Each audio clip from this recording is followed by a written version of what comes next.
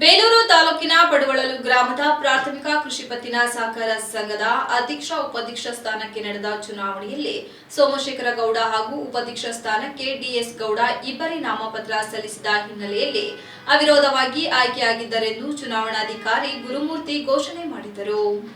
ಈ ವೇಳೆ ಅಧ್ಯಕ್ಷ ಹಾಗೂ ಉಪಾಧ್ಯಕ್ಷರನ್ನು ಅಭಿನಂದಿಸಿ ಮಾತನಾಡಿದ ಎಚ್ಡಿಸಿಸಿ ಬ್ಯಾಂಕ್ ಜಿಲ್ಲಾ ನಿರ್ದೇಶಕ ಎಂಎ ನಾಗರಾಜ್ ಮಾತನಾಡಿ 2005ರಲ್ಲಿ ಚಿಕ್ಕದಾಗಿ ಪ್ರಾರಂಭವಾದ ಈ ಸಹಕಾರ ಸಂಘಕ್ಕೆ ಈಗ ಸುಮಾರು 4,50,00,000ವನ್ನು ಬೆಳೆ ಸಾಲ ನೀಡಿದ್ದು, ಈ ಹಿಂದೆ ಮುಖ್ಯಮಂತ್ರಿ ಎಚ್ಡಿ ಕುಮಾರಸ್ವಾಮಿ ಅವರು ಇದ್ದಾಗ 1.25 ಕೋಟಿ ಸಾಲ ಮನ್ನಾವಾಗಿತ್ತು. ಹೈನುಗಾರಿಕೆ ಉದ್ಯಮ ಗ್ರಾಮೀಣ ಭಾಗದಲ್ಲಿ ಹೆಚ್ಚಾಗಿ ಬೆಳೆಯುತ್ತಿರುವುದರಿಂದ ನಮ್ಮ ಅಭಿವೃದ್ಧಿ ಹರಿಕಾರ ಎಚ್ಡಿ ರೇವಣ್ಣನವರ ಸಹಕಾರದಿಂದ ಈ ಭಾಗದ ರೈತರ ಮಹಿಳೆಯರಿಗೆ ಸಾಲ ಸೌಲಭ್ಯ ನೀಡಲಾಗುತ್ತದೆ.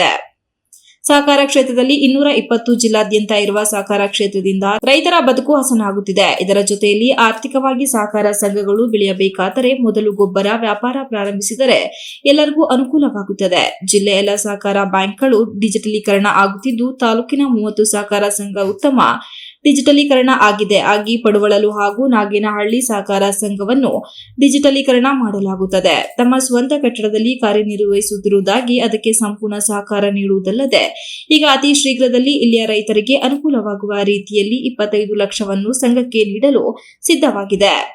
ಇದರ ಜೊತೆಯಲ್ಲಿ ರೈತರ ಅನುಕೂಲಕ್ಕಾಗಿ ಅವರಿಗೆ ಬೇಕಾದ ಗೊಬ್ಬರ, ಔಷಧಿ, ವ್ಯಾಪಾರ ಹಾಗೂ ಪಡಿತಕ್ಕೆ ಹೆಚ್ಚಿನ ಆದ್ಯತೆ ನೀಡಬೇಕೆಂದು ಸೂಚಿಸಿದರು.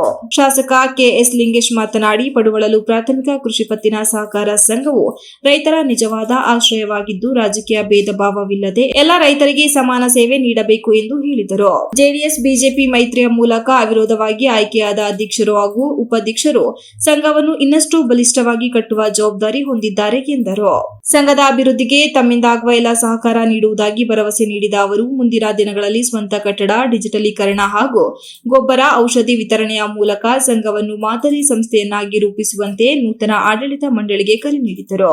ಮಾಜಿ ಜಿಲ್ಲಾ ಪಂಚಾಯತ್ ಅಧ್ಯಕ್ಷ ಬಿಡಿ ಚಂದ್ರೇಗೌಡ ಮಾತನಾಡಿ, ಪಡುವಳಲು ಪ್ರಾಥಮಿಕ ಕೃಷಿ ಪತ್ತಿನ ಸಹಕಾರ ಸಂಘವು ರೈತರ ಆರ್ಥಿಕ ಆಧಾರವಾಗಿದ್ದು, ನೂತನ ಅಧ್ಯಕ್ಷ ಉಪಾಧ್ಯಕ್ಷರು ಪಾರದರ್ಶಕವಾಗಿ ಕಾರ್ಯನಿರ್ವಹಿಸಿ ರೈತರಿಗೆ ನ್ಯಾಯ ಒದಗಿಸಬೇಕು ಎಂದರು.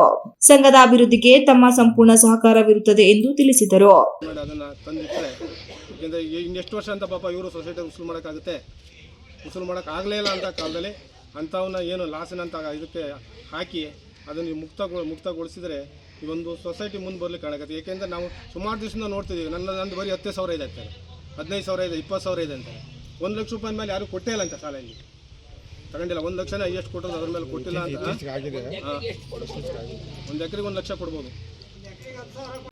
ಇದು ಇನ್ನೂ ಸಹಕಾರ ಸಂಘಗಳನ್ನು ಸಾಕಷ್ಟು ಚೆನ್ನಾಗಿ ಕೆಲಸ ಮಾಡ್ತಾ ಇದೆ. ಎಲ್ಲ ಕಂಪ್ಯೂಟರೈಸ್ ಆಗಿದೆ. ಈಗ ಅಕೌಂಟು ಭಾಳಷ್ಟು ಚೆನ್ನಾಗಿ ಸಿಗ್ತದೆ. ಹಾಗಾಗಿ ನೀವು NP ಮುಚ್ಚಿಡೋಕ್ಕಾಗಲ್ಲ. ಇದು ಸ್ವಲ್ಪ NP ಆಗಿರ್ತಕ್ಕಂಥ 2-3 ಮಹಿಳಾ ಸಂಘಗಳಿದೆ. ಇಷ್ಟು ಜನ ಮಹಿಳೆಯರು ಇದ್ದೀರಿ ಇವೆಲ್ಲ ಇಲ್ಲಿ. ಹಾಗಾಗಿ ಆ ಪರ್ಟಿಕ್ಯುಲರ್ ಮಹಿಳಾ ಸಂಘಗಳು ಯಾವಿದ್ದಾವೆ ಅವ್ರ ಹತ್ರ ಕಟ್ಸೋ ಅಂಥ ಕೆಲಸವನ್ನು ನೀವು ನೂತನ ಲಾಭದಲ್ಲಿದ್ದರೂ ಅಣ್ಣ ಕೊನೆಗೆ ಒಂದು NP ಅಂತ ಬಂದುಬಿಟ್ರೆ ಮುಗ್ದೋಗ್ತದೆ. ಅಲ್ಲೇನು ನಮಗೆ ನಷ್ಟ ಅಂತಲೇ ತೋರಿಸ್ತದೆ ಆಡಿಟಲ್ಲಿ. ಹಾಗಾಗಿ ಅದೊಂದು ಸಾಕಷ್ಟು ಹಿಂದಿನ ಬೋರ್ಡು ಮನೆಗೆ ಹೋದರು. ನಾವೊಂದು 2-3 ಸಾರಿ ಕರೆಸಿದ್ವು, ಸಾಕಷ್ಟು ಸಾರಿ ಮೀಟಿಂಗ್ ಮಾಡಿದ್ವಿ. ಹಾಗಾಗಿ ಕೆಲಸ ಮಾಡ್ತಾ ಇದೆ, ಸಾಕಷ್ಟು ಚೆನ್ನಾಗಿದೆ.